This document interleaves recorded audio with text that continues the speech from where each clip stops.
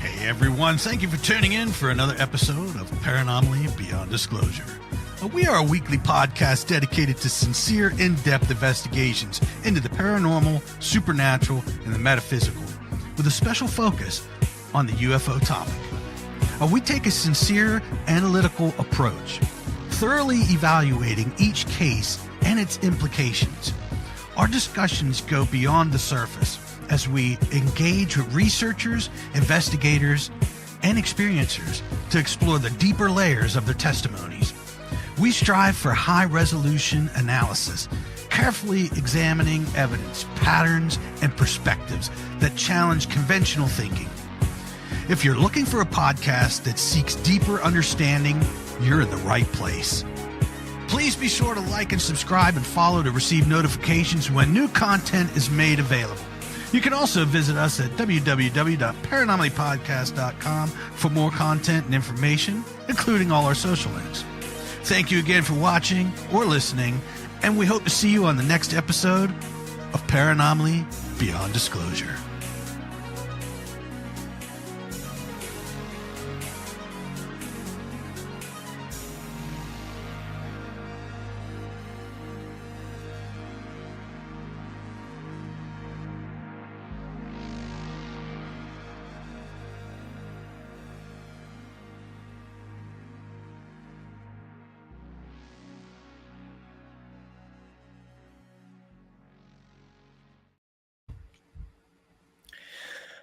Okay, welcome to the show, everyone.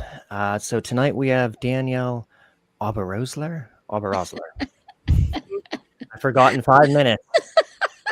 That's why I'm laughing. Is it Oberosler or Oberosler? Oberosler, yeah. Oberosler. Okay, so tonight we have Danielle Oberosler. And you're from, where are you from? I'm outside Los Angeles. I'm in Simi Valley, California. Okay, so you are a spirit artist, a tattooer, and author whose life has been deeply intertwined with the paranormal and the UFO phenomenon, both things, which might be related, might not be related. So you're the creator of spirit art, which, do you want to describe that for us briefly, what that is? Yeah, I get hired to draw people's spirit guides. Okay, right. Yeah. And do you have, I think we have some of that artwork, right, that we can feature later on. Yeah.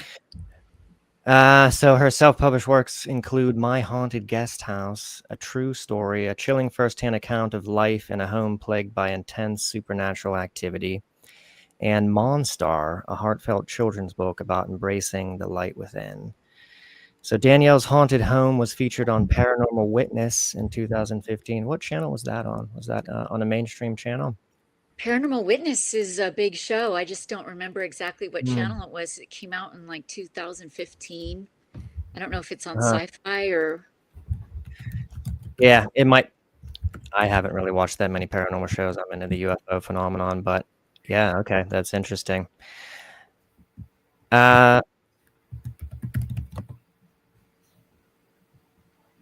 So, and then you're a creator of an Oracle deck. Sorry, I'm reading an AI generated. Currently on Peacock. Confused by it. Say again. It's currently on Peacock TV. Okay. All right. Gotcha. I know I can watch it on Prime. Like I actually bought my episode for $1.99. Yeah. Mm-hmm.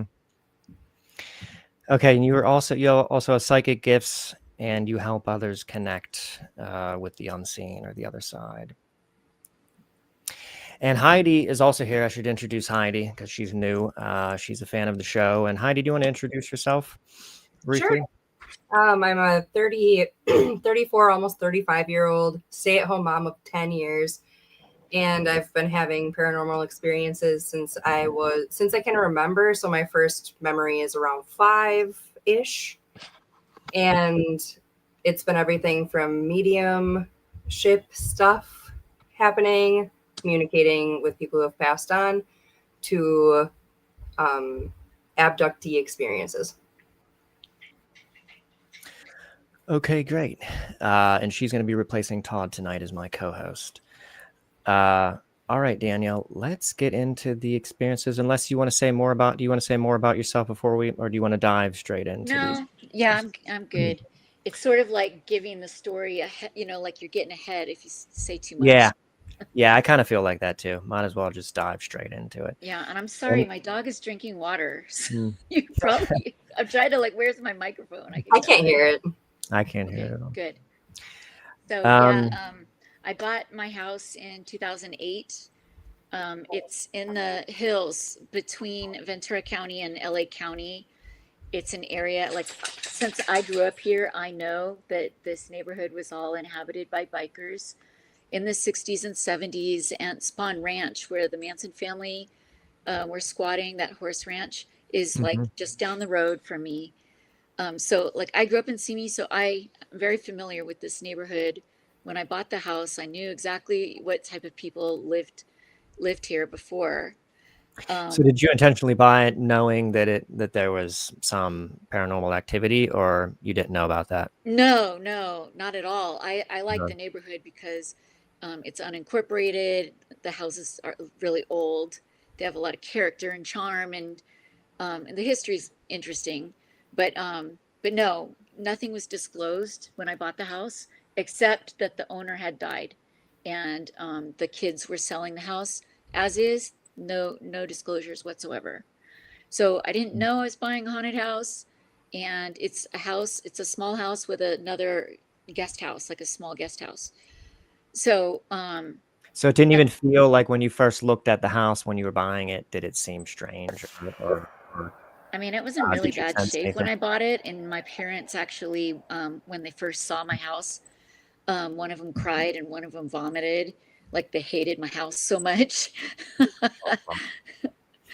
That kind of would stick out a little bit. Yeah. Yeah, And yeah. that was thoroughly off of energetic or because of how the condition. The condition, Okay. the smell. My mom said it reminded her of like she had a really tough childhood, and Okay. it reminded her of like being so poor, like Yeah, it was neglect. they were dust bowl people, from Sure. Oklahoma, lived in a tent, so she was very upset about the house when I bought it. But I did a lot of work and I was fixing it up, that was the plan. But so I didn't really notice that the house had any activity in it at first.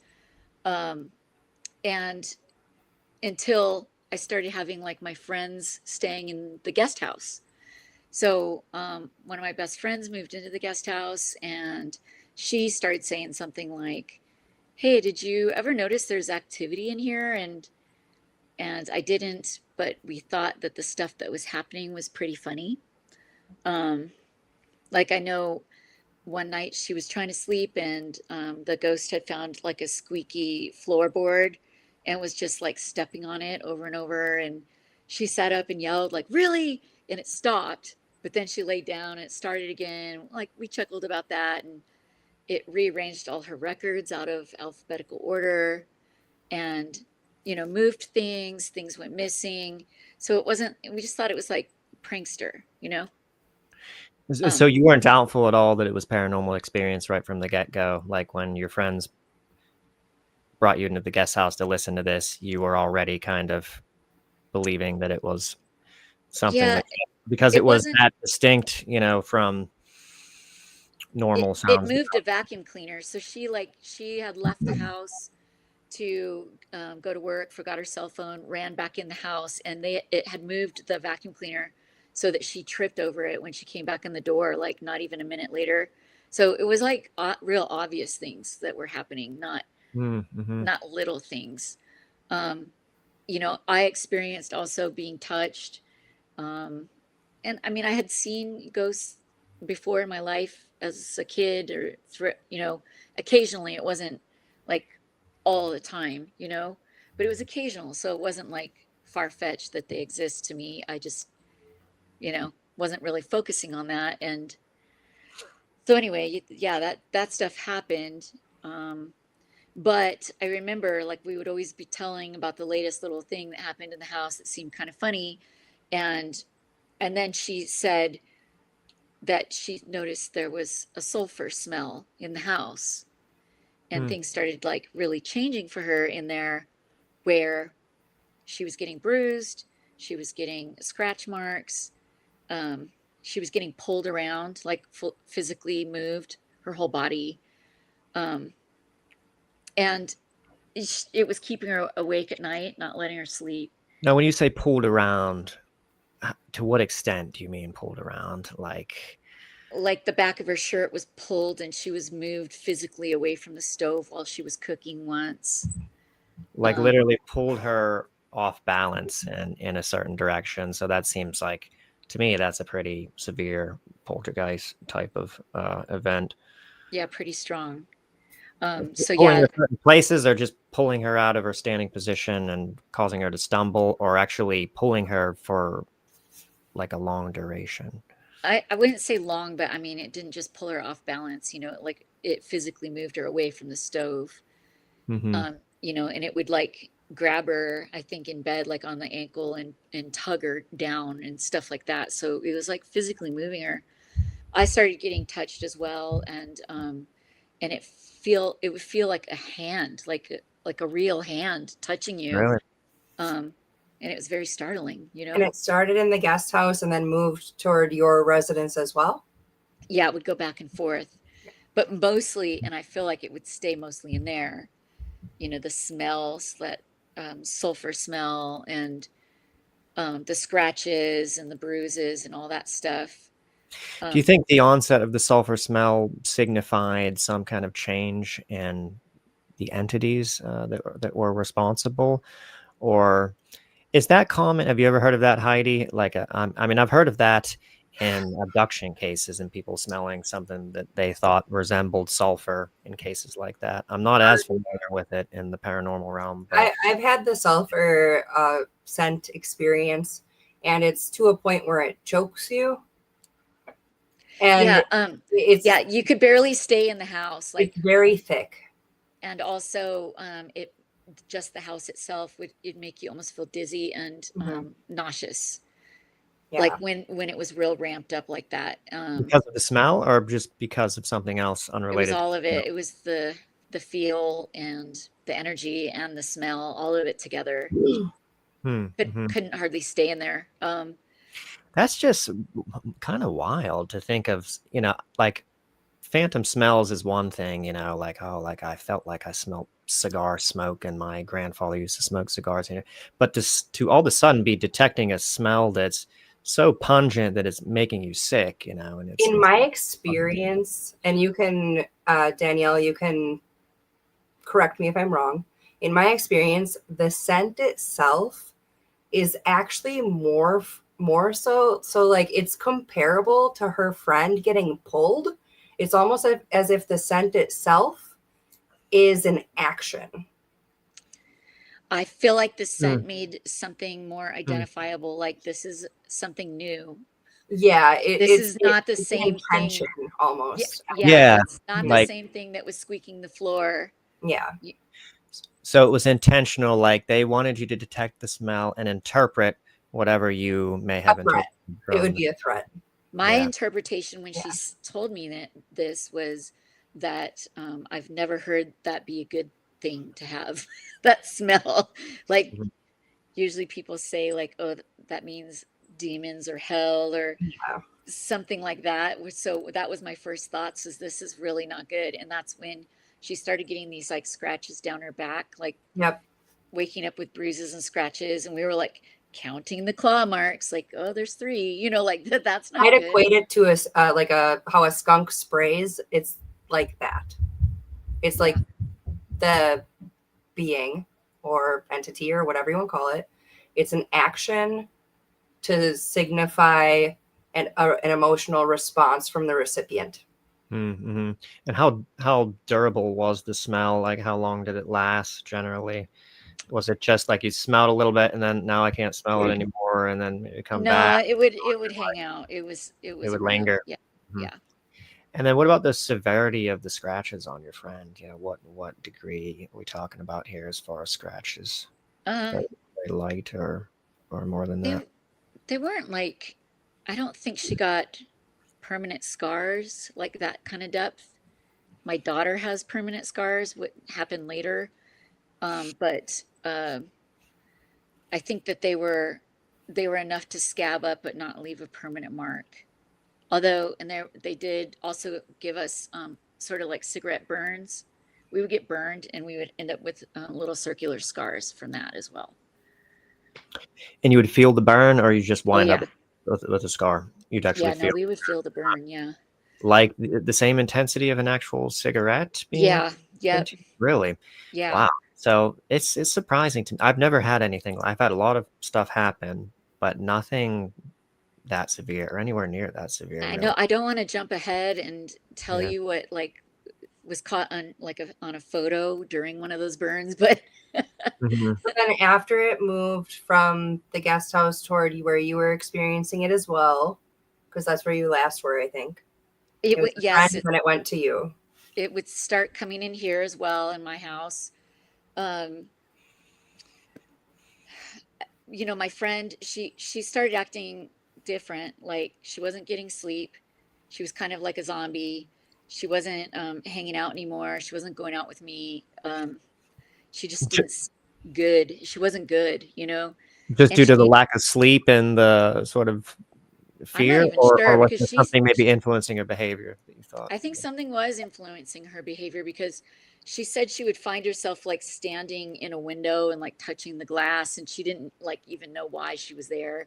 So I think she would, Hmm. I don't know what all, you know, was happening with her. She did, she did end up moving out. And the house, like other friends had stayed in there, and they got locked out of the house. The woman, she was grabbed, like the ghosts were very inappropriate, like touching you in your crotch, and you know, like naked part, Hmm. you know what I mean, like not Really? good. Yeah.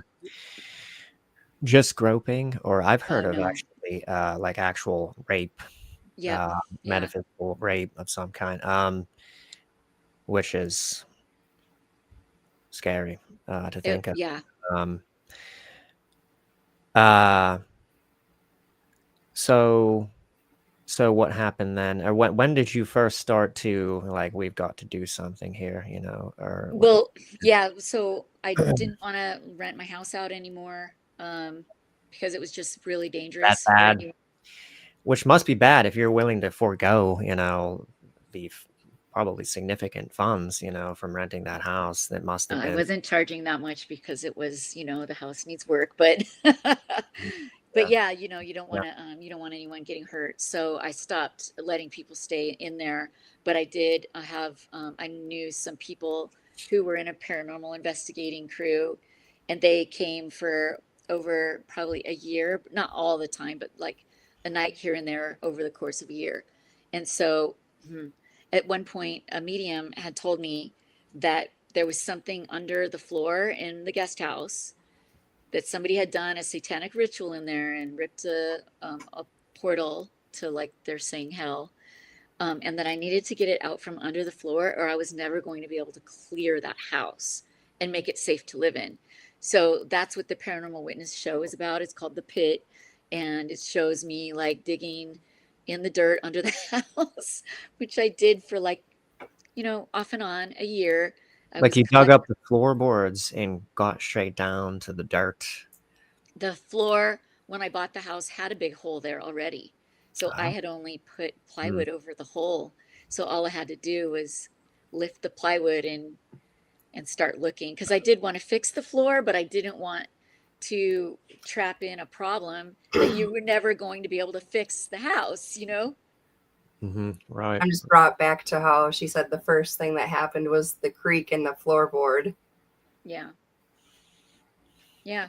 Yeah. So Which might I have don't, been intentional, might have been, you know, Right. It might have been the first little bit of drawing attention to it. who knows how much thought on their end goes into this, you know, the sound that is emitted here, and this, you know, moving of the vacuum. It seems like maybe there's no rhyme or reason to it, but we don't really know that. You know, maybe there is a rhyme and reason to it.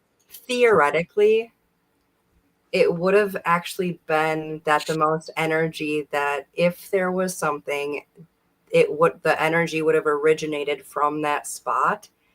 And as attention was drawn to it, they would be collecting that energy That's and interesting. building. That's an Yeah, so the investigators, you know, they took lots of Yeah. pictures and videos and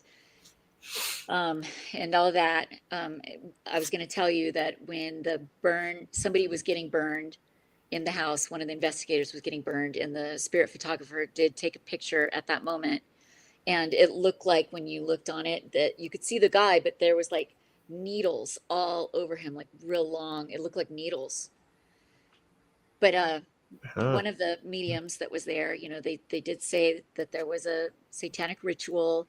They were talking about all the bikers in the house, like these guys weren't nice. There was murders in the house. There was a drug overdose in the bathroom. A girlfriend was stabbed. A guy was shot in the stomach. Like all this stuff happened in that house, and so. And I wonder if all that stuff happened downstream from the ritual that opened the portal, you know, and because there was that sort of portal there and influence happening, that resulted in some of the violence and murders. Or if the Well, violence and murders created, did you say there was a ritual that took place there of some kind, or there was some kind they of were saying that they felt there was a satanic ritual there. The bikers were called Satan slaves. Charles Manson did hang out with the Satan slaves in this neighborhood. I know that he lived in a house around the corner from my house. So I figured he probably had been in there. And then when I read up more about him and I saw that the family did do satanic stuff, satanic rituals too. So I wasn't really surprised, you know? Mm-hmm. Because sometimes I feel like violence in and of itself can create a portal. I think it can affect the energy of a certain area to an extent to almost connect it to the lower astral realms. I think if you affect the vibration and frequency of a certain area and it becomes very saturated with negative, dense energy, you just by virtue of that, you know, can create a kind of connection point, you know, between this realm and a lower vibrating realm, just because of the lower vibrating energy that you may have caused. And I think that's maybe how they, through a satanic ritual, open a portal. You know, as they commit some kind of really heinous sacrifice or something, you know, which affects the space, the fabric of the space in that environment, and makes it so lower vibrating, you know, that it's essentially links to the astral, maybe. I did find a bone and I called the sheriffs and they came and investigated it and they said it was an animal bone. But then when I tattooed a police officer here in town, he said that sometimes when you're hiding a body, you bury the body and then you bury an animal over it so that if, you know, Okay. you I've were never heard just, that. Yeah. if you were to discover something, you'd be like, oh, it was just an animal, or, you know what I mean? Right. And then, yeah, like no further use digging here. Never would have thought of that. Me either. Yeah. Yeah, So that's then I was digging deeper. I was really digging deeper after that. If I ever find animal bones, I'm going deeper. Good tip. So did the medium say something? I wasn't sure if you said you brought a medium to the house, and what did she say? She was the one that said there was satanic ritual. Oh yeah, okay. And then she was the one who told me to get something out of the dirt. Oh yeah. The only thing I found in the dirt that was like kind of I thought was a little weird was I found a big piece of obsidian that was like this big. Which probably wasn't natural, I would think, right? I mean, so obsidian Isn't is that melted glass? volcanic. I mean, It's an igneous rock, I'm fairly sure. And it means that it was created through volcanic activity. that's what I was thinking. Something that was like melted. Yeah, so that was probably put there, I would think. And yeah, I removed obsidian it. is, I think, a stone of choice for, you know. There's also not to say that like that wasn't put there trying to by somebody trying to dissuade negative activity, because obsidian is actually the rock that is supposed to protect against evil. Yeah. And dark forces. So just Sure, saying. but I think it absorbs the energy. And so therefore, if it's sitting there in the middle of a portal, yeah, it's the that intention negative. is the key there. Yeah, I don't know. User. But I did get rid of it because I didn't, if it had been absorbing whatever for Right. 20, 30, 50 years, who knows how long. Yeah, I'd be afraid to touch it. I wouldn't even want to touch it. Oh, I didn't think about that. What did you do to get rid of it? Bury it, or? No, I just drove off into the, I don't know even where, and I just chucked it. Yeah. So what happened? What happened beyond this point? Sticking with the haunted house here, was there any more significant? The energy ramped up even worse, and it started bothering us more. And in fact, in what ways? It wasn't just visiting in this house. It was like it moved. Hitchhiking with places. Yeah. And even so, like, it stopped letting us sleep at night. And this is about like in December of 2019. We couldn't sleep. My daughter couldn't sleep. My mom also, it was like, it sounded like somebody's walking around your bed all night long. My daughter and my mom were smelling sulfur. I was smelling something else. I was smelling like mold. It was like mold. It was so distinct. It was like if you put your the old tents and sleeping bags when they're wet and you roll them up and put them in the garage. It was like that damp, yucky smell. And that's what it smelled like. So I think one of the bikers was around me, and something non-human was more bothering, my daughter. In fact, she was seeing something open in her closet, like fingers that would pull open the closet every night. Oh, that's so sad. In her mind's eye, or actually like with her physical eyes seeing fingers? Well, she was seeing it with her eyes open, but I don't know if it turns out she does have an open third eye. I didn't know it, but she would say she could see something opening her closet, and it wasn't even on the tracking. So it was like hard to open. So like, we would close it every night and like slam it against the wall, and then it would still open, and it would open it with difficulty, or would it open it smoothly? I don't know. If it wasn't on the tracking and it was on carpet and, those rollers, it's like, it didn't really slide that easy. So it was difficult to open, but it did open it every night. And that's when she started getting scratches down her back and bruises and scratch on her arm. That's permanent scars. And we tried to sleep in the RV one night, multiple nights. We tried to sleep in the RV, and all the activity went to escape it. Yeah. Okay. We tried to like sleep outside the house, like try to get some sleep. We'll go sleep in the RV. And the RV was on the property, the same property, or was it on the campground? Yeah, it was on the street though, but so we could hear claws on the floor of the RV, like scratching the floor, and we couldn't sleep out there either, and you could smell everything, and I was like, oh my God. So then my daughter started spending the night at friends' houses, and then she said she could see like somebody was pacing outside the door. She could see like the shadow of something walking back and forth, and the mom at that house got attacked by something. So it was like, I didn't even know. I was starting to not know, like, is this attached to me? Is it attached to her? What's happening? It's leaving the property with us and hurting other people. And so I went, like, it was about 6 weeks. I wasn't sleeping.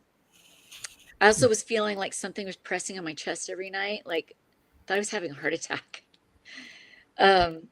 So I went to this crystal store in town. I heard that the lady, she cleared properties, and I walked in and I asked about it, and she goes, "Oh man, you have this yucky biker with you." Like, I don't know. And she took this crystal and was like, she's all, his sludge is all over you, and like getting this, sludge off me or whatever.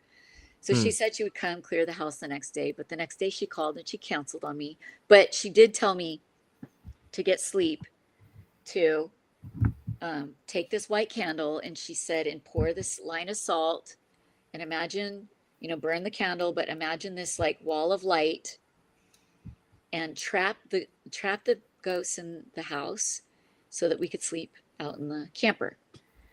And we did that. But she said, don't step over that line, or, it's going to break the thing. Yeah. Yeah. So at 5 a.m., somebody got up and walked in the house and stepped over the line. And it woke me up when they stepped over the line, because it's like, I'm the one that did the wall and the candle. It felt like my forehead, like I woke up and it felt like my forehead was stretching towards the house. When they stepped across the line? Yeah, when they stepped over that line, it woke me up, and I'm like, oh no, somebody just walked over the line. And then that mildew smell was like right over me. I could feel that he was right there, and he was so mad. And he put this image in my head, like a movie of me trying to drive my car, and he was taking control of the steering wheel, and like could cause me to crash. Like, he just letting me know, I got away with it once. I won't get away with it twice. Oh gosh. Yeah, and then the lady canceled on me to not come clear my house. She said, like, we argue about what she said, but she said it wasn't hers to clear, and if she comes and does it, the things could go to her house and hurt her family. And it was suggested to me to hire a shaman at that point. Let's linger a little bit here, though, because I'm just getting some thoughts about. So you can do something in the physical here that would, on their end, kind of erect boundaries. It seemed like, so that did, or at least it seemed like, was actually effective at sort of trapping him in the house. I know, and it makes no sense to me. Like, I didn't like encircle my whole house. I only crossed like the doorway. Why didn't go through a wall, or you know what I mean? Like, I don't know. Right. This is the kind of thing that I'm always like, how did that work? And then, but I knew magic's real. Because I've heard like sometimes like water is a deterrent, for lower vibrational energies. I've heard that. Like I've water mains and stuff. I've witnessed it. Yeah, I've heard it from, there's an Australian who wrote the book, I think Psychic Defense or something like that, or something similar to that title. And he found pretty reliably that water mains underneath the ground would act as a barrier. But then it's like, how couldn't they, like go up and around, or, like find some kind of other route, it just doesn't compute to me, how, just one single water main. Yeah. And they could come right up to it, right? Like he would be attacked on occasion, and he would, go out of the house. And as soon as he got past the water main, it would break off right at the point that he crossed the water main. So it was like, it could come right up to the water main. Why couldn't it, come right up to the water main vertically, if it could come that close to it, and just go over the water main, I don't know. So you wonder about these things, and you wonder sometimes whether there's games being played to influence our perception, to lead us into false ideas about things, and to lead people to write books and, this is how you protect yourself psychically. And I don't know about like these disembodied bikers, like doing stuff like this, but sometimes I think there's, much more sophisticated intelligences that might be operating too. Might even be the bikers, the bikers might be them, they might be masquerading as the bikers. They might be using that as the anchor, to maybe that suits them in some way if you perceive them different. Well, I did send you pictures. There were photographs of them taken. And I sent you pictures of the gang when they were alive. And I almost can recognize like at least two of the guys from my house, Oh, really? One of them is still here. He's actually a good guy. And does he have any insights in what? So could he tell you anything about what was going on there? Or? I'm not clairaudient. He's here in spirit. Oh, I thought you meant he was still here living. Okay, I got you. No, we just still see him sometimes. So we're like, oh, he's still here. But he seems to be cool, like hanging out and like kind of protective of my daughter. So that's fine. Yeah, interesting. And I'm thinking too, like, I don't know, I don't have this fully formulated yet, so bear with me, that, you know, they hitchhike, you know, on us, you know, there's an area, you know, where the energy has been like sunken in, is how I like to visualize it, you know, into a dense sort of vibration, you know, and is connected, you know, to those densely vibrating astral realms. And then I think they affect our energy through maybe in a calculating way to create fear and maybe a habitable place within us, so they can maybe travel outside of that dense vibrating location. That's a parasitic entity. Yeah. Say that again, Heidi. It's called a parasitic entity.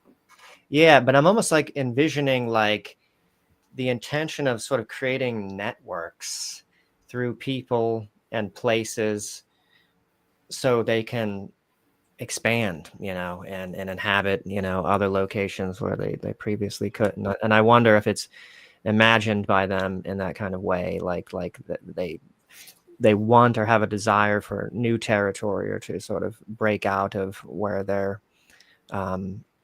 stuck at. I don't know about that, but I know that I did booked in with two separate shamans. The first one I booked in with, I was supposed to go to his office, or you know what I mean? He wasn't going to come to my house. And so I booked a second one that was coming to my house, you know, because I just didn't think that the first one, how's it going to clear this house, you know, or close the portal. And when I went, I took my daughter because I wasn't quite sure which one of us, you know, was the problem, you know, I don't know, better word. So I brought her, and we both took a turn laying on his table, and he just kind of looked at our chakras, and he said it was me. I was leaking energy through my root chakra from some unhealed trauma, and it was making the beings in my house all stronger. That's why we couldn't ever clear the house, was because I was feeding it. Oh, that's interesting. That's kind of a little bit of a new concept to me. Like, I've heard of stuck energy. I've heard of like harvesting of energy, which kind of, you know, maybe goes hand in hand with leaking energy. But even without their extracting it, these entities, you were just I was just leaking energy. Yeah, that's kind of a new concept to me. I've also had a parasitic entity that was healed by a shaman via unhealed trauma.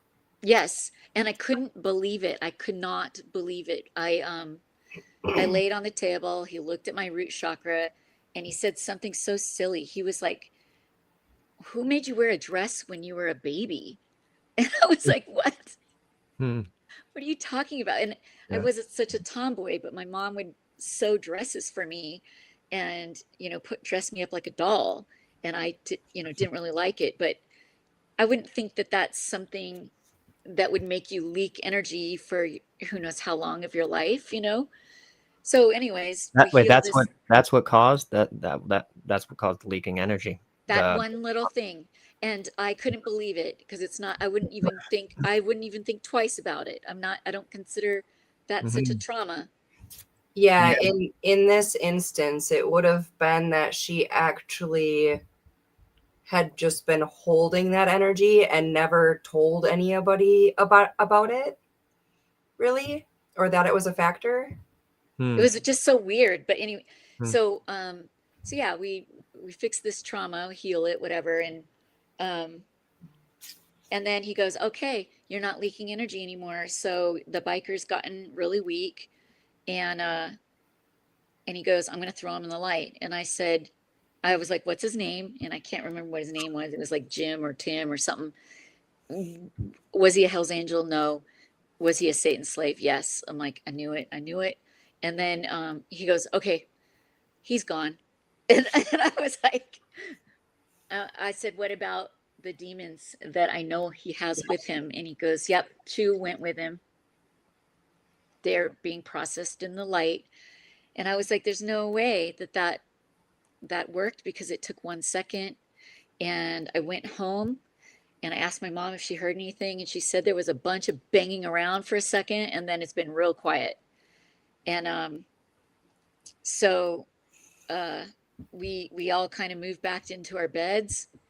Like we were kind of like camping out in the living room on the couches, like it didn't make anything better. Trust me. I mean, like I could feel, it felt like a dog was jumping on me one night, and I'm looking at my dog and my dog's asleep, and it was this invisible thing with 4 legs jumping on me, and then I could hear its claws on the ground, so it was a total demon. Like, anyway.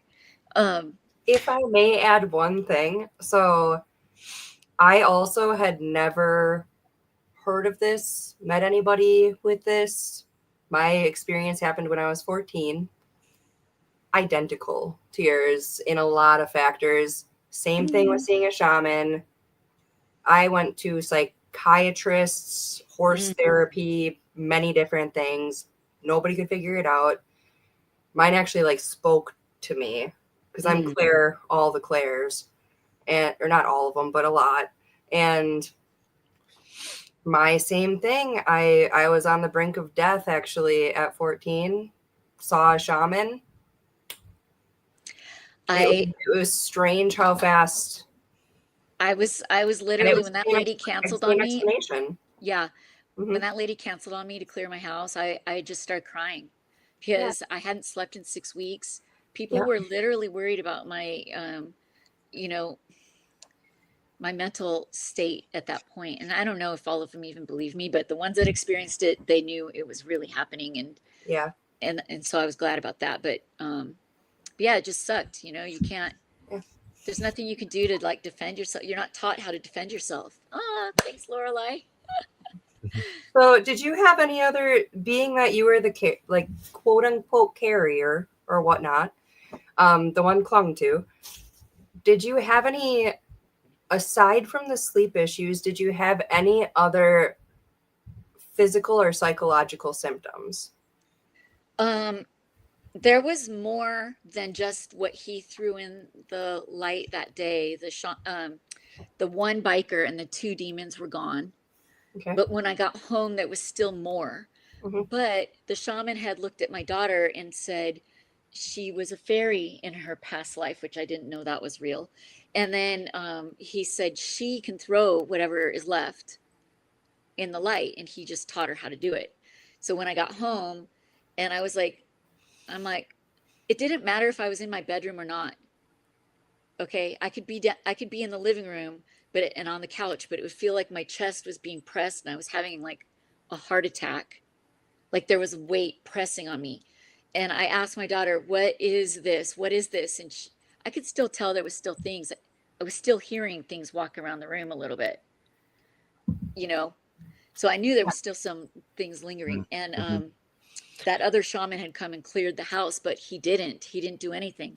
He raised the vibration. It cost me, I want to say, was it $2,000 for him to come and raise the vibration at my house, which made the rest of the things go to my neighbors and then come back. So anyway, they came back, and then and I was having that heart thing, and I said to my daughter, what is that? And she said, you have this tall, dark shadow thing in your room. It never leaves your room. And she goes, and it just looks at me from your door into my bedroom, but it doesn't come out.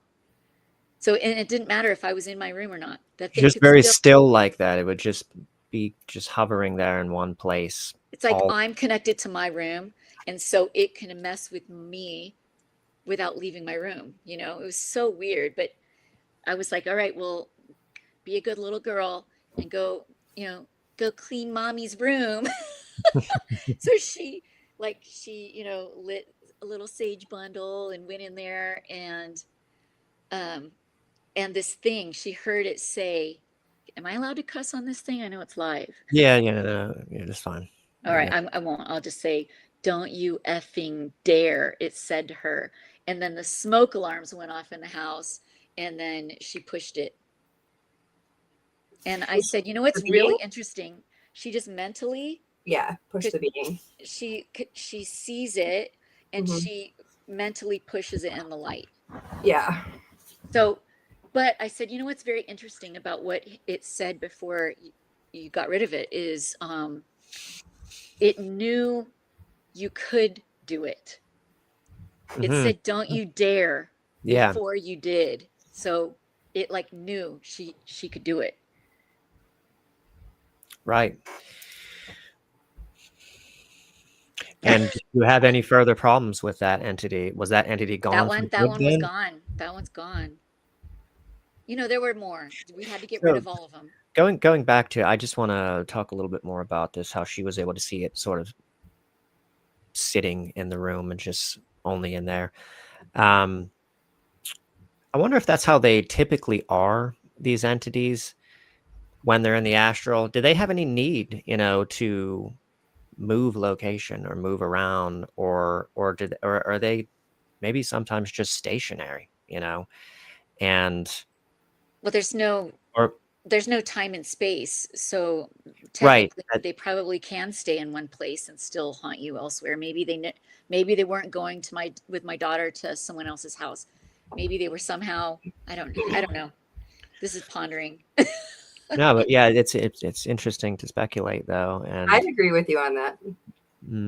Yeah, I think they can mess with you no matter where you are. Kind of. But yeah, which makes me think that a lot of people have a kind of confused, I think, conception of what's going on. We have 3-dimensional lives, and so we think that way, that everything works in a third dimension, but it's not a third dimension really that they're in. So it's interesting. Yeah, it's interesting, but you think that there's got to be some like domains, like, because if it's like we're saying, then why is there the whole thing with like setting up boundaries and like the salt, and like I said about the water main, and that implies that the entities are sort of moving around on the other side there, and the guy that I mentioned who was getting attacked all the way up until he finally crossed the water main, that gives the impression of like it's pursuing him, and then can't pass a certain point. I mean, I've heard that before too, like with a river or a creek or something, but I haven't experienced the water thing, so I don't know any of that. Incidentally, I've also heard, like with children, if you can break a psychic attack, according to him anyway, by running them under the bath water, turning on the bath. And I've actually talked to an abductee who had a child who was also being abducted, and they were going through some kind of terrible state or something happened. And she just intuitively took the kid to the bathtub, like inexplicably. She didn't even know why she was doing that, and ran the bath water over him. And then he kind of finally came out of it. I don't know. I know quite a few people who have clear abilities, and I know Heidi just said she has them, and I've got them now as well. And my next question was going to be, how the heck did this lead to drawing spirit guides? Yeah, I actually see quite a lot more in water, almost. Okay. Like if you think about Eleven in Stranger Things and how she would like float in the salt water. Okay. To go out of body. I mean, I do that in my hot tub, but I mean, in the shower, I can get a lot of, I don't hear, but I'll get like information in my head while I'm showering. And I know a lot of people that do that. So I don't know water is very grounding. It's very grounding. So I don't know what to tell you. It's weird to explain to people that the first actual communicating with somebody who had passed on experience that I had, I was in the shower, and that's weird to say when you're just like, people, but I feel like usually when humans are in water, using water, or near water, you're in this state of motion to where you're not necessarily consciously thinking of your immediate actions. I just feel a little bit of a trance thing going on with water. My root chakra is always my issue. And I'm an Aries. I'm a fire sign. Aries are not the most grounded sign. Virgos, I don't think, have the same issue as, my daughter's a Virgo. So being in water helps me ground better. Right. So I don't know, um, you know, what it is for everyone else, but I would pay attention to that if you are Yeah. So an you're air saying, sign or a fire sign, if you actually have better clear abilities in water. yeah, so water you're is essentially conduit. saying because you're a fire sign, water helps you a little bit extra because it brings you to the balanced ground, right? Well, I think water signs and earth signs, Mhm. they just don't have to work so hard to be grounded like I do. So Yeah, I'm water. yeah. So So yeah, I'm a Taurus. I don't know if I'm water or not. I think But that's earth. is it? Yeah. I like water. I'm very attracted to water.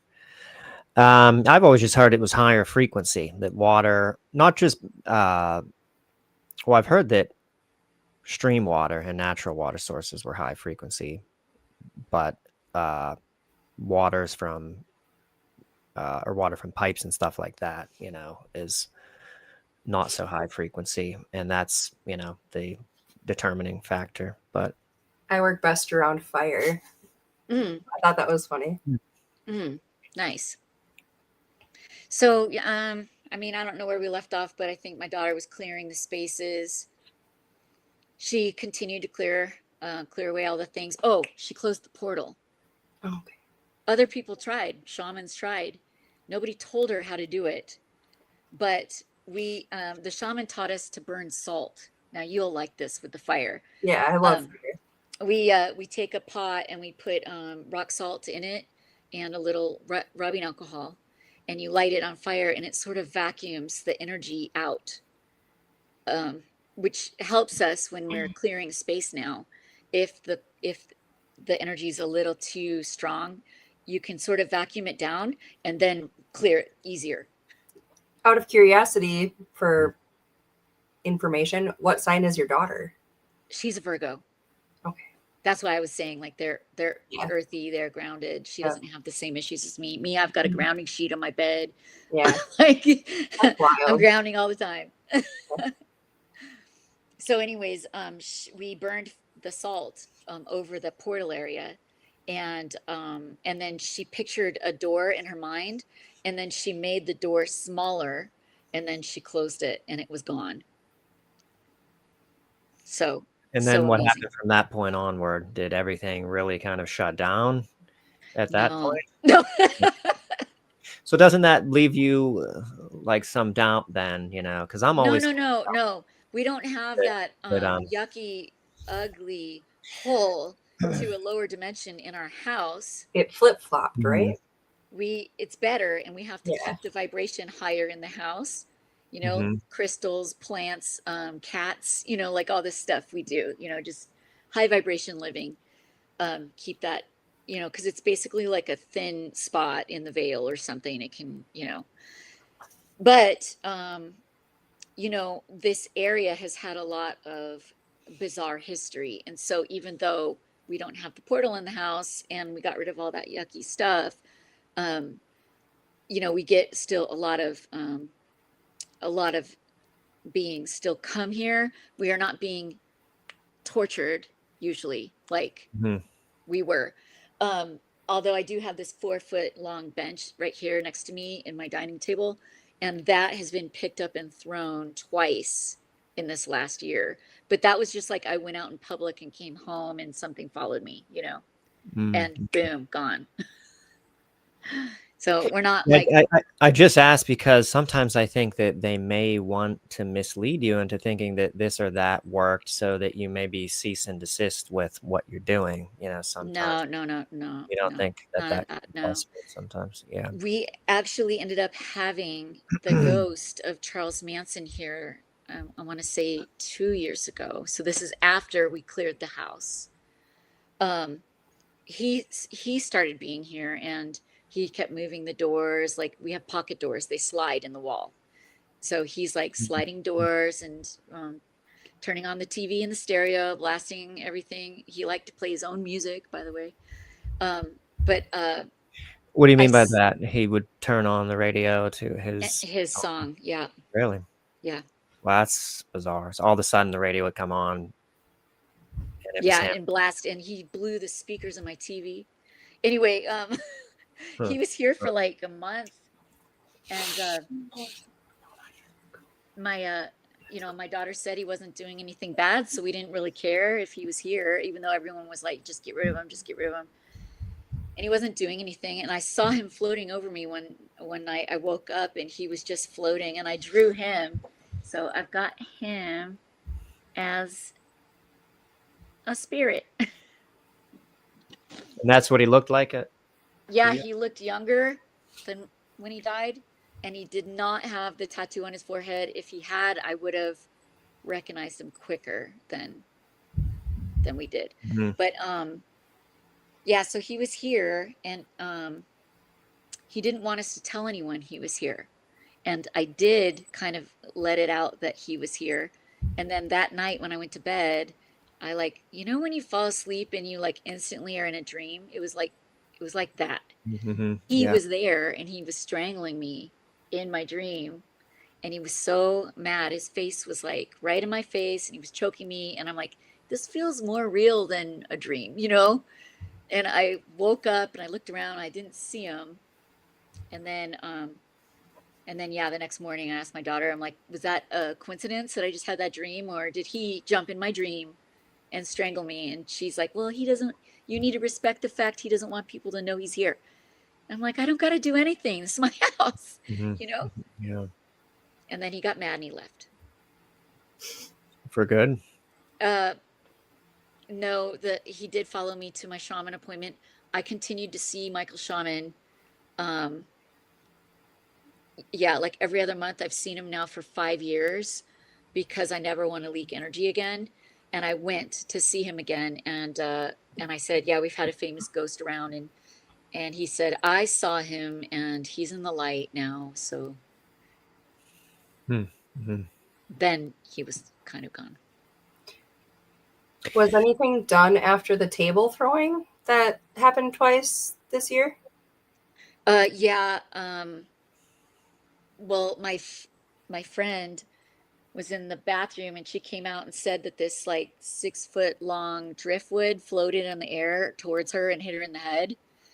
And I went into the guest house to get my daughter, and right when her and I walked in the house, well, I closed my eyes to try to see what it was, and I just saw solid red, which is a warning. That's like when I see solid red, it's not good. So my daughter's like, ooh, this energy is really bad, and she got rid of it right away. But yeah, and then the other one that threw the table was somebody else. They go. My daughter gets rid of them right away. Let's pivot to the abduction phenomena.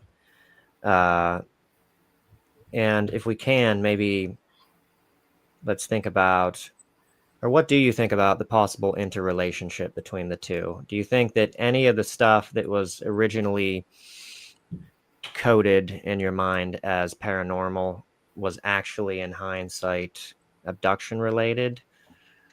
Or what do you think about the relationship between the two? And then we'll delve into some of the experiences.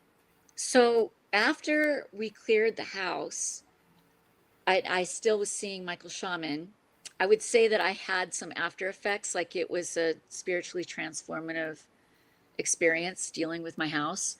So I had a Kundalini awakening, and, and multiple different experiences that were beyond weird. But one of the things I noticed was that I was seeing less of humans in spirit and more of the fairy dimension all of a sudden. And some of the stuff that we were blaming on the biker ghosts turned out to be this thing in our house that is like the Lord of the Rings golem. So Which he is likes to he just likes to take things. He takes things, and you never find him again. And you're saying that this entity is from the fairy realm, Yeah, it's from that vibration. That's the fairies, the gnomes, the elves, whatever, all that stuff is that same kind of like Middle Kingdom How did you vibration. determine that that's what it was, or your daughter I intuited? honestly, I didn't know what it was, but I had gone to bed, and at the foot of my bed, I saw a gray head looking around my feet. And I looked like this, and it ducked, and then it looked at me from the other side of my feet, and I went like this, and it ducked, and it looked at me, and I was like, oh my God, am I now being abducted? And I'm like, but I can move. So it's not an ET, or I'm not being abducted if it is an ET. And I just went to bed. And then the next morning I asked my daughter, what is that thing in the room? And she said, I don't know what that is. I'm like, what is it? Is it a demon, a ghost, dead, something? She's all, no. I'm all, is it an alien? No. I don't know what it is. It looks like Gollum from Lord of the Rings. And so I talked to the shaman, and he was like, oh, those are great to have around. I mean, Gollum, it could be, I mean, something that looks like Gollum, I would think, could be potentially a small gray, because Yeah, but smaller grays, do kind of, they're gray and they kind of have spindly bodies and have some similarities in a rough sense. Now, when you said you saw this, was it a third eye sort of sighting, or this was absolutely physical? Now, when you see something physical like that, were you behaving normally? Don't you think you would have like got up and turned all the lights? oh, yeah, no, I was like, since I knew I wasn't being abducted because I could still move, and I was like, I don't know what that is, but it doesn't seem threatening to me. I know you would think I'd be more curious. But maybe because of just your history and of I high think so, strength, yeah. that you I was just like, become accustomed to yeah, seeing things. I think so. So, Have you seen yeah, it physically more than that one time? yeah. People come over to my house and they're like, something just looked in the window, and he likes to peek in the windows a lot, or look over my deck wall, or he runs by. He runs very fast. I actually put a motion sensor camera, and he runs by it, but too fast, and it does not pick up. So the camera just turns on. The camera doesn't even turn on Oh, okay. because he's too fast. He's like a blur. He runs really fast. So Does he leave any traces in any sense, physical traces? Does he disturb anything physically in your house? I mean, one day he did take my remote control while I was watching TV, and it was right on my arm of my couch. Mm-hmm. And for 3 days, I couldn't turn on my TV, and I took those cushions off the couch. I don't even know how many times. We stacked the cushions. There was no cushions on the couch. There was no remote. And on day 3, I was so tired of looking for the damn remote that I was like, Morgan, which is my daughter, come in here and use your third eye and find my remote. And I had put the cushions back on the couch. She walked in without looking, lifted the couch cushion, reached under, and pulled the remote out of another dimension or something, because I think it was there the whole time. Like you had looked in that spot already, and it I wasn't looked there. there 5 times at least. Like, that's what I'm saying, is all the cushions She were just, gone. I mean, how did she describe that? Did she see it, and then, or how did that happen in her mind? She knew. Did she see it there physically, or does she know it was? She sees it with her was, third eye. I mean, the fairies have taken my Apple Pencil. This is $100, and I need it for work. Mm-hmm. And that was the first time something kind of was taken that I was like, okay, I need this back.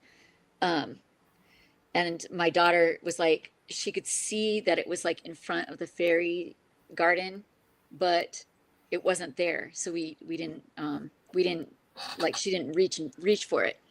But I said, if you guys, I will make you another fairy garden if you give me my pencil back. And then the pencil appeared again, but not there. It appeared in her purse. We've had a lot of interesting interactions, but so my point you were asking about with the ET abductions is that is it similar? Is it similar to paranormal? And it is, but it isn't, because they're kind of like, they're just in another dimension.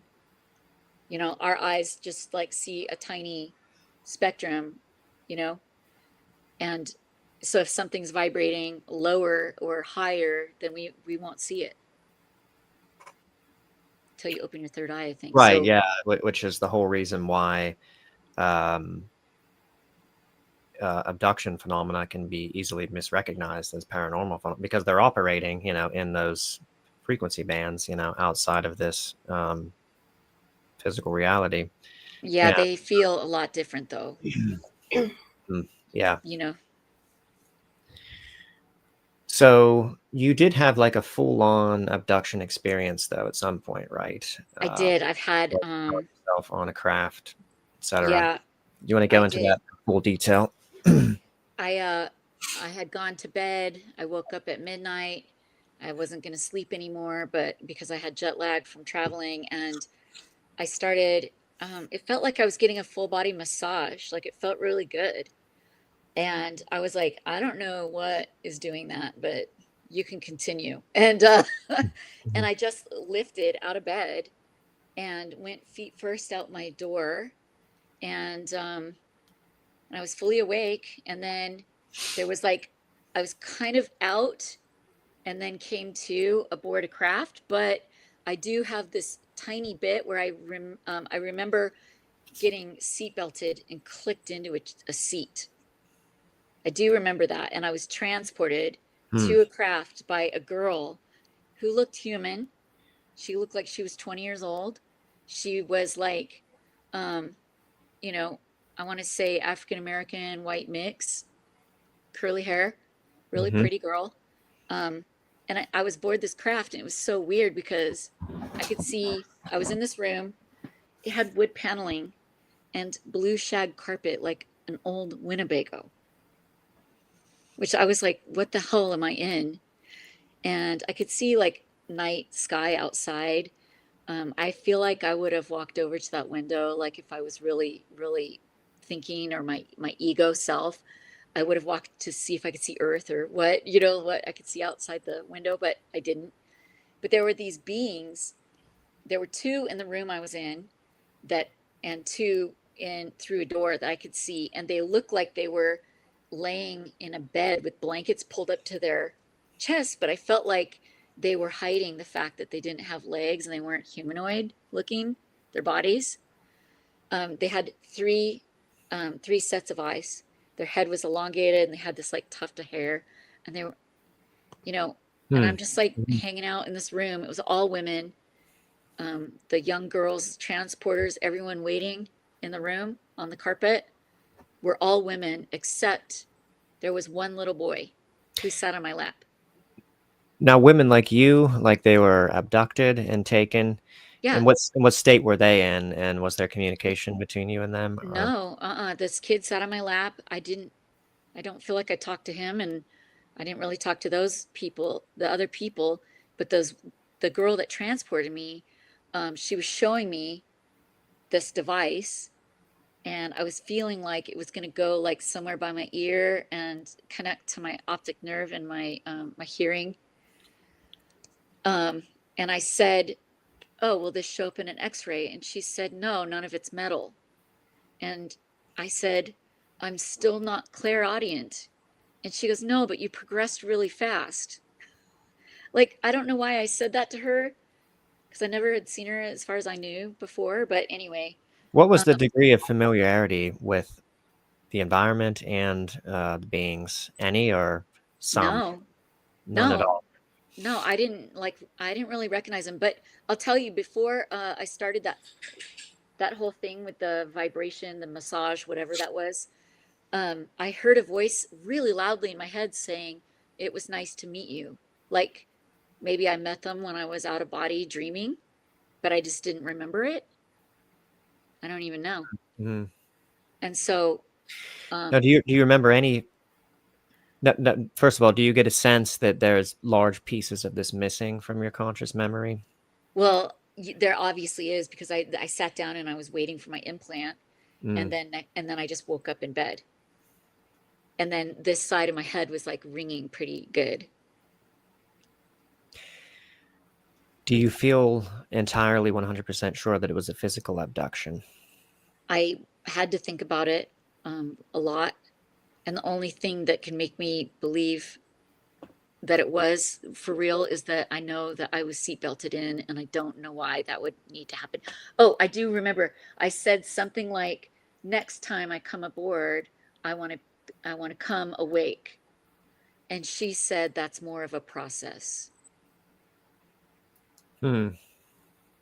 Now, what about sensation? You know, your sense of physical sensation in terms of It all felt physical to reality or me. not? It all felt identical to the physical. The seat. You remember the seat belt Yeah. and everything. Sitting on that step, that shag carpet, looking around this thing, thinking I'm in a space jalopy vehicle. Like I would, I would be Which furious if this was my friggin' vehicle. And do you think that that was actually how the vehicle looked, or was likely maybe psionic interference Dude, coming from the beings, or some technological? I would not be able to tell you that, but they were wearing this really weird clothes that had, they had like little stuffed animals on the wrists. Do you And I think that would, the things that you saw gave you a sense of comfort? that's what I was thinking, is that they were trying to make people comfortable, like by looking like they're in bed, to hide that their bodies are not, they don't have legs. Well, plus the blue shade carpet, the wood paneling, the little stuffed animals you see on their wrists, like that all seems Exactly. I know. But like strange, childhood. but strange little because, like, pieces. why would they, if they had that capacity to completely, mask the look of craft and other things, Right. why would they have to be under covers, to conceal, the rest of their bodies? And also, they weren't hiding their faces, which were unusual. I mean, I drew them, and I'll hold up the picture of them, because I call it a slug. Oh, 4 sets of eyes. I'm sorry. But see the little stuffed animal on the wrist? The hands were too small for the head. It was, it was so Yeah. unusual. It's But there were very four of them. unusual. Yeah, there were four of Yeah. them. Now, when you looked at the eyes, like, did they seem like all of the eyes were actually physical eyes, or did it seem like, I would have thought something's wrong with my vision here? I'm seeing double. Like, or No, did it really seem like that they were all real eyes and there was no distortion happening? In terms of. no, I think that it was all real eyes, but I had a past life as an ET, and I had 4 pupils in my one eye, like I had 2 eyes, but 4 pupils or whatever, and it was to see in 4 different dimensions at once.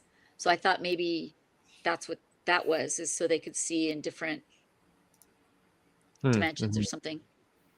I was curious, actually, just reaching a little bit. I was curious if it was more so that the number 4 was the significance to bring back, being that they had 4 eyes and there were 4 beings. Oh, Is it possible that the number 4 was the equivalent of blue shag carpet?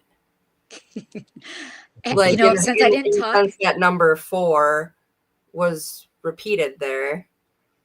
I didn't talk to the other people that were waiting in the room. Mhm. So perhaps they weren't even seeing shag carpet like me. Right. Maybe, I'm thinking, because I like to be, I have an RV, so I had an RV. right. And I'm know. thinking, just because their faces look different,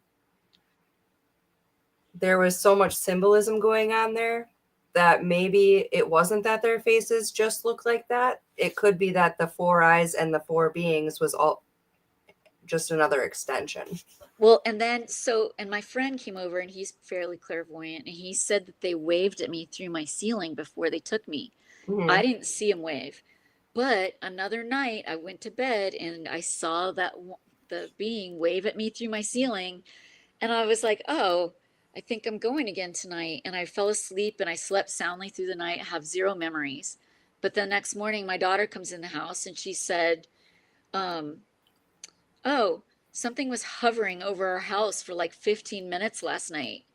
She goes, it was so loud. And so that's why I think it's physically, they're physically here, because that's my other proof about it.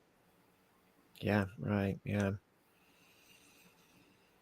Now, so the seatbelt thing, I will just mention that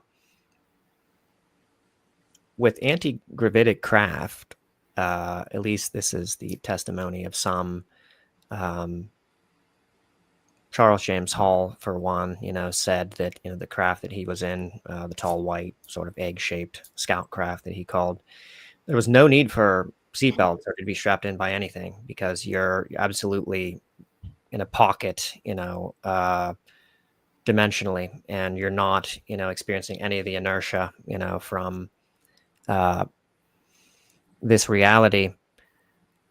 So I wonder but our craft, the ones that, or at least some of them, I don't know about all of them, but there's some testimony to the effect that we haven't mastered anti-gravitic technology perfectly. And it's only about like 87%, like it reduces inertia massively to where, you can reach, really high speeds, with very little inertia. But there still is a requirement, in man-made UFOs for seatbelts and things like that, or at least in some of them, according to the testimony of some.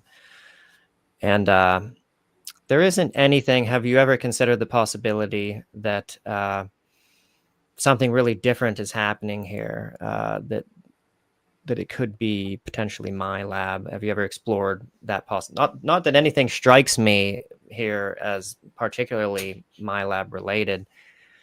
You mean, so you think maybe government or human type thing? Right. Yeah. I don't think so, because that particular day that I was that the first time it happened, I was hosting a channel on YouTube myself, and I had an interview with a guy later that day, and then the stuff that he talked about was exactly the beings that I went off with, and he said that they took me to prepare me to talk to him or something. I don't know. And then I've had further dealings with them, and How many?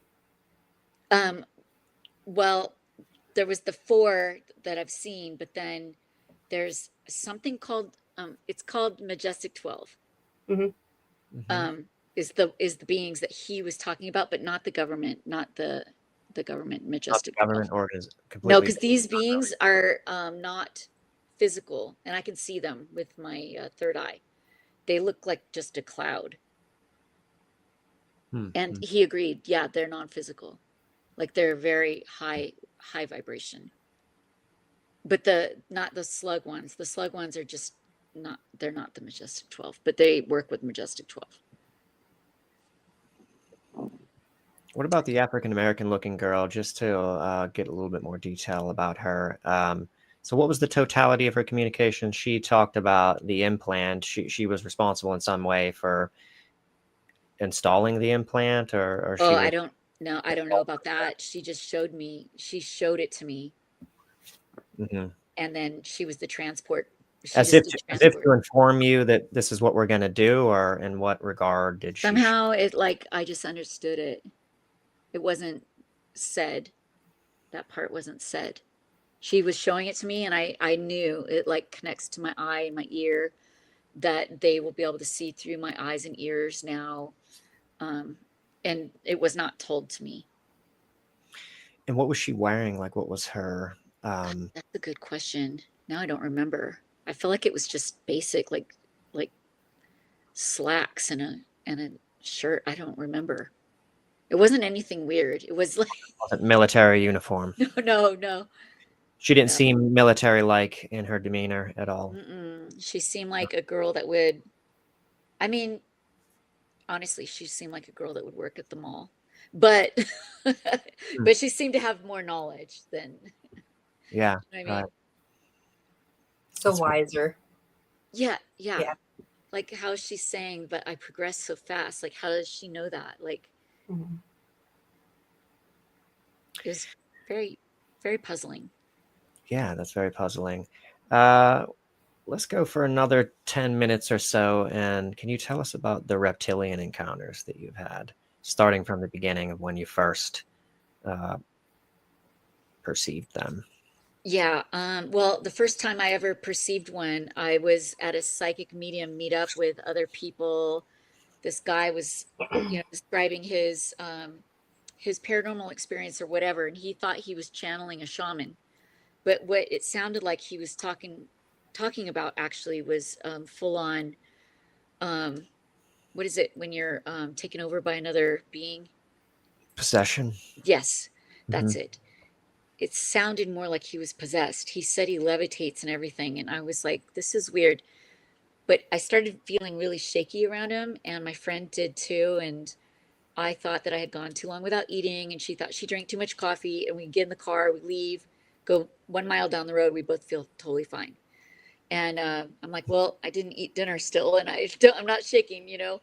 And anyway, she goes, well, I didn't really like that one guy, and I was like, I felt like he had a negative attachment, and so I remote viewed that. That's, I mean, I can do that now. I, had all this stuff happen, so I remote viewed and I saw this reptilian, and he was trying to make a real sad face, like he's, nice guy, very sad, misunderstood. But my daughter was like, no, he's negative, like, so because I drew him, and That's she's like, very no. strange for a reptilian to present himself like that, because normally they're so, um, anal about dominance and, the perception of dominance and Right. appearing dominant. So the And next time my friend was having implants that were making her sick. And she goes, I know I'm being messed with. I know. And she's all, can you just look? And I looked and I saw a reptilian, but this one was trying to, like, he actually looked scared of me. Like, and I didn't want to stop looking at him because I knew that if I stopped looking at him, then he could hide from me. So I kept looking at him and I just pushed him in the light, and it worked. So that was my first time ever with a reptilian. what did it And look then, like? huh? What did it look like? Oh, you want to see my drawing? Yeah, sure. If you have a drawing. Yeah. Um, you know, they look exactly how you expect. Wow, that's very similar to other drawings that I've seen. Very close Yeah, to. exactly what you expect. Mhm. So if Yeah. that one looked like that, that was my first time ever pushing one in the light. And then 2 or 3 of them came after me for doing that, and they put these like spikes through my feet. And then I believe my daughter got them, because they were trying to run away, and she was like, they're reptilians, they're running away, I'm all, get them. And I've had a lot more with the reptilians. Yeah. And which involved, do you want to go into, or what was the crux of the continuing reptilian experiences? They were kind of harassing you in Yeah, some. they were. They started coming in my room. It was a different kind, though. It didn't look exactly the same, and they wore robes. They didn't have exactly the same face, but they were a different kind of reptilian, and it was coming in my room. Energetically or physically, when you say coming? They were coming in, I think, on the astral, because they made a portal under my bed, and they were coming up through that. But they were coming in like a group of 25 in my room. Oh, wow. And so I was having to fight off and throw all of those in the light. And the next night there would be more and more and more. Do you think there was a catalyst then? Was the first one? Are you thinking that the first guy that you met at that psychic fair was a catalyst, or No, do you no, think no, it progressed to be so many? No, I Mhm. had a night where there was like 50 in my room, and then I called the shaman, and I'm like, this is like getting to be too much, because they were hurting me. They were hurting me physically, and I would start throwing them in the light. And he said, I said, you need to figure out what's going on. Somehow I'm in the middle of some battle or something. And he got back to me later and said they lived in hollow earth. They were not shifting well with earth as it ascends vibration. They were pretty sickly, and they wanted off the planet. So they wanted me to move them on. And so that's why they were messing with me. So after he told me that, it changed the whole thing, where, because they would hurt me, before, and then I would get mad and I would use their portal and go down to them and start throwing them in the light in the morning too, like just to get revenge or whatever. Then I'd feel bad, like I don't want to be vengeful, love and light. But when I found out that they wanted me to put them in the light, they stopped hurting me, and they would come in my room and they would just fill up the room, and wait for me to like doze off, because when I fall back into myself, I could actually move on thousands at a time. And I was like, I had opened a portal down there when I was like throwing them in the light. I opened a portal to the light in Hollow Earth. And I told the shaman, why don't they just use the portal that I made down there? They could just go in the light.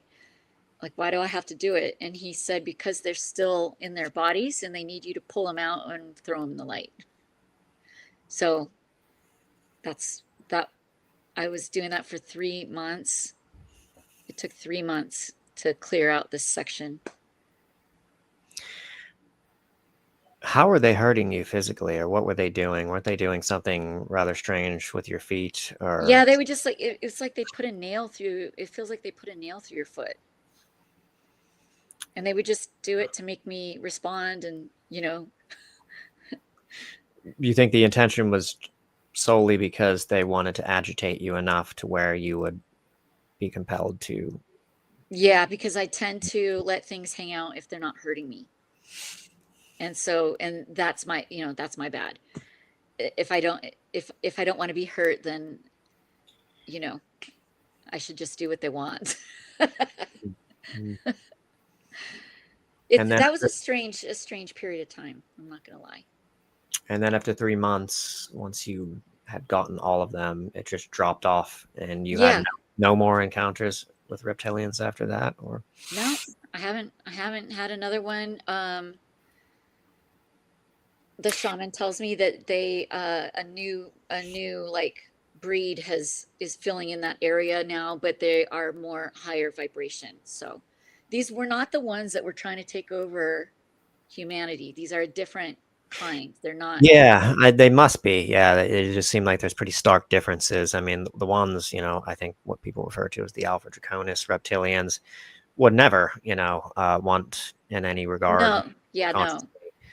To go to the light, I mean, they're very set on staying here because they have an empire, in this physical dimension, which would be non-existent, if they would develop spiritually, and in my opinion, if they would. Yeah, I agree. I agree with you. Yeah, and they're very invested in that. I wonder about their identity then, and where they come from, and honestly, I'm to the point where I've seen so many different ETs now, from drawing spirit guides, and I've gotten really, really good at going out of body and shifting to different dimensions and vibrations to be able to like meet up with these various beings. And I'm starting to think that everything that has scales is somehow a relative of a dragon, and that some just went like a negative polarity and some are positive. Mm-hmm. I don't know. Dragons seem to get around. Right. Do you have any artwork that you want to share in addition to what you've already shared before we close out? And maybe you can talk about, do you have anything else? Well, I've got I did artwork for the last 2 years, because I've been seeing the shaman, which, his name is Michael Shaman, and he's in the LA area or Ventura County area. And I've been seeing him, and, all the psychics on interviews and stuff, they always say this stuff like, oh, you got to do the work, but they never say what the work is. And I've been doing like the work with the shaman all these years. So I started making an oracle deck that was all the steps that I've done over the last 5 years, because people have been like, well, how did you get your clair abilities as good so quickly? And, kind of, it wasn't natural like my daughter, where she just like, oh, it was just there, or like Heidi, probably it just there. So Mhm. like I actually had to do like from from nothing to, get to this point where I'm doing, as much as I can do. So I've made sort of a card for each bit of work explaining why you need to do it and what the work is and everything, so that people can, start their own practice and, start healing their traumas and their, clear their chakras and raise their vibration. I'm actually in the works of having an app made. So it's going to be an app that hopefully I'll have available on Google Play and the App Store shortly. Like it's almost ready. I'm really excited, but it's I'm calling it the work. Oh, okay. Yeah. Do you have one on hand that you could on the screen? I've got, my drawings I've got are, I can show you kind of a working bit of the app, but I've got, I drew Archangel Michael. He's the blue flame card, throat chakra and, super gorgeous art, everything I've seen. Oh, thank you so much. Yeah, it's gorgeous. I just it started with the fairies, honestly, and the golem and all that. And I just started drawing everything that I was seeing and kind of learning how to use my iPad at the same time. I've seen like a lot of angels. You wouldn't believe that Raphael, he looks like a beach bum, like a shirtless surfer guy, Fabio looking guy, But yeah, so I've got like the main archangels. I've got Metatron. If you want to see him, I've seen him a couple of times. So it's been really, really a fun project to work on. Oh, here's Metatron. So I've seen him like this, but I've also seen him as a little boy. And I know that somebody else has said that they've seen him as an old man with a beard. So he seems to show up in different ages, but he's the card for the portal to the fifth. Oops. Yeah. So that's the portal to the fifth card. So it'll explain, all the meanings and why you want to know this stuff,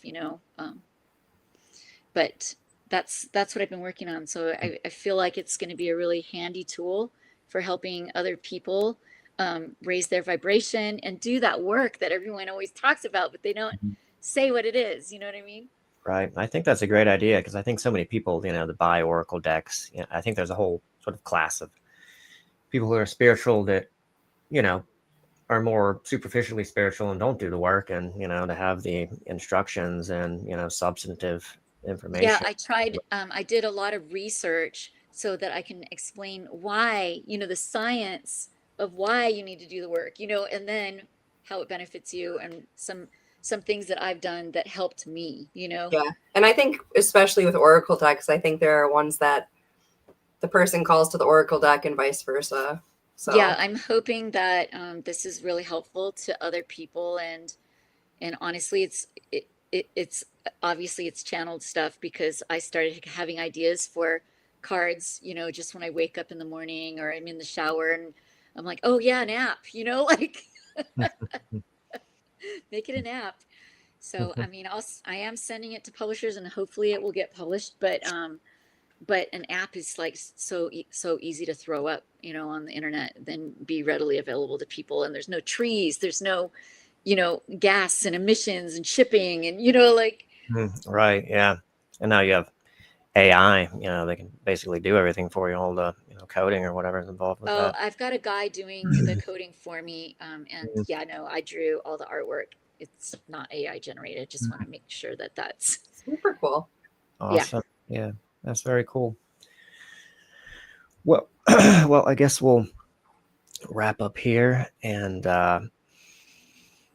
is there any final thing before we close out that you want to promote, or do you have a website or anything, or social media? I do have a YouTube channel where I talk about the drawings, when people hire me to draw their spirit guides and my experiences, because I have a lot that are just so bizarre. But I did speak with Mary Rodwell, and I had a private session with her, and she's the the alien lady of Australia, if you know who she is. She does what is it, hypnotherapy, and she's so I had a session with her, a private session, and I just felt like when she said, that our spirit guides are our best friends, and they're on another side of a door, and we do very little to try to know them. So I love to draw the spirit guides for people and help make that, open that door for them a little bit. I usually, I see any negative attachments. I see the guides, usually 3 of them. I see their 3 spirit animals usually. And if there's anything they want me to tell the person, specifically, usually it's like a trauma they need to heal, or a past life trauma or something that needs to be healed. So I give like as much information as I can, and clear them off of negative attachments. That's awesome. Yeah.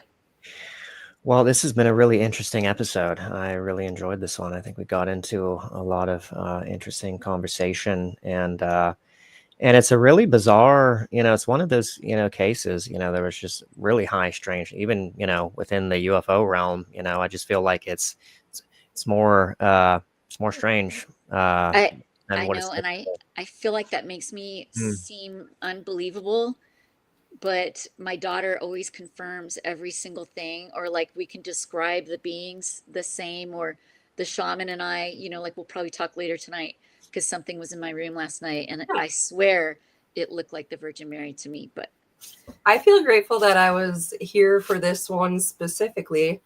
I know it feels a little with the whole similarities. Yeah, there were similarities for sure. Especially I've watched now for a long time, so for me to specifically be here with you it was a cool one. It was cool. Thank you so much, and I just hope that people know, like, I'm not crazy.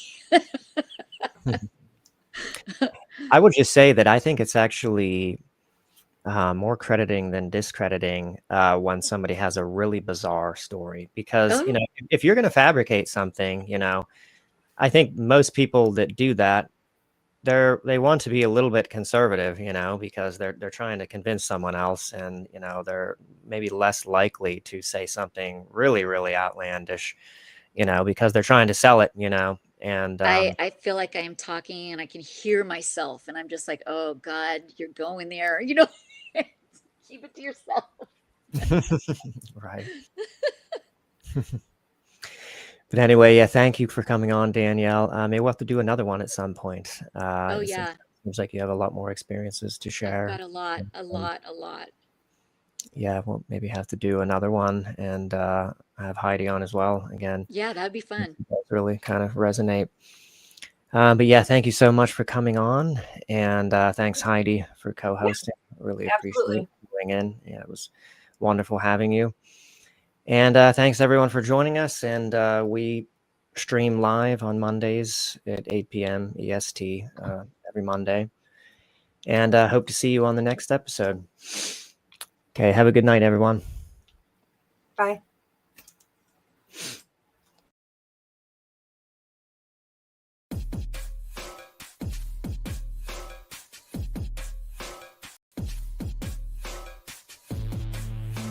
Thank you for tuning in with us tonight. We hope you enjoyed this episode. Please be sure to like, subscribe, and follow to receive notifications when new content is made available.